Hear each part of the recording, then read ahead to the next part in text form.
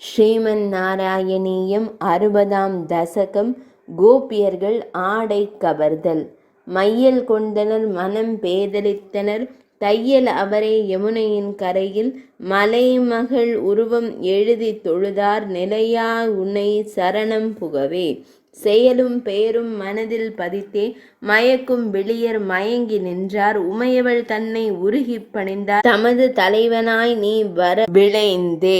நோன்பொரு மாதம் கடந்தே போக உன் கருணை கண் அவர்பால் வீழ நீராடி நின்ற யமுனை துறைக்கு பேரருளாளன் சென்றனை அன்றோ. ஆடை களைந்தார் கரையினில் மகிழ ஆற்றில் இறங்கினர் தேடியே வந்த நின்னை கண்டார் பாடிக் களித்தவர் நாணியே நின்றார் நாணம் கொண்டவர் தலைகுனிந்திருக்க காணும் முன்பே ஆடை கவர்ந்தாய் மடந்தையர் தம்மிடம் நீயும் நவின்றாய் ஆடை வேண்டின் வந்தே கொள்வீர். நந்தன் செல்வ நீடூழி வாழ்க சிந்தை தன்னை கலக்குதல் ஏனோ எந்தம் ஆடை தந்தே அருள்கென உந்தன் மயக்கும் நகை சிந்தி நின்றாய்.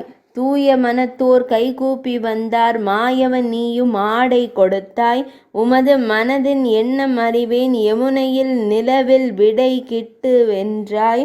தேன்போல் நின் சொல் கேட்டு மகிழ்ந்தார் மான்விழி அகலாது கண்டே சென்றார் அன்பர் கருடி கானகம் திரிந்தாய் என் பிணி தன்னை சடுதியில் நீக்கு. 60ஆம் அத்தியாயம் இனிதே நிறைவடைந்தது.